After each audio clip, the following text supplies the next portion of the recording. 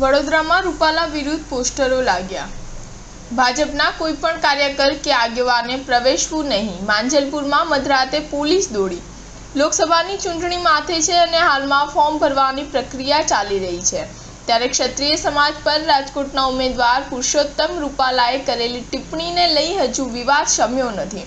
વડોદરા જિલ્લાના ગ્રામ્ય વિસ્તાર બાદ હવે શહેરના માંજલપુર વિસ્તારમાં મોડી રાત્રે ભાજપના કોઈપણ કાર્યકર અને આગેવાનોએ પ્રવેશવું નહીં જ્યાં સુધી પુરુષોત્તમ રૂપાલાની ટિકિટ રદ ના થાય ત્યાં સુધી એવા બેનરો લાગતા પોલીસ દોડતી થઈ ગઈ હતી। આ બાબતે આગેવાને પોલીસને ભાજપની ગુલામ કહી હતી।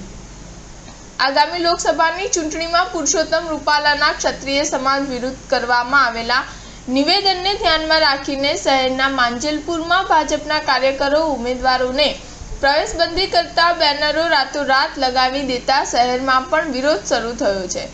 હાલમાં શહેરમાં લોકસભાની ચૂંટણીને લઈને તમામ રાજકીય પક્ષોએ પોતાના ઉમેદવારોના ચૂંટણી પ્રચાર શરૂ કરી દીધા છે, જેમાં ઘરે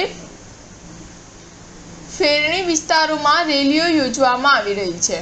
પરંતુ બીજી તરફ પુરુષોત્તમ રૂપાલાના ક્ષત્રિય સમાજ વિરુદ્ધ કથિત નિવેદનને પગલે જ્યાં એક તરફ સમગ્ર રાજ્યમાં રૂપાલાનો વિરોધ કરવામાં આવી રહ્યો છે, સાથે જ રૂપાલાની ઉમેદવારી રદ કરવા માટે માંગ ઉઠી છે, ત્યારે શહેરના માંજલપુરમાં પણ હવે રાજપૂત કરણી સેના તથા ક્ષત્રિય સમાજ દ્વારા રાત્રે બેનર લગાવી વિરોધ નોંધાવ્યો છે।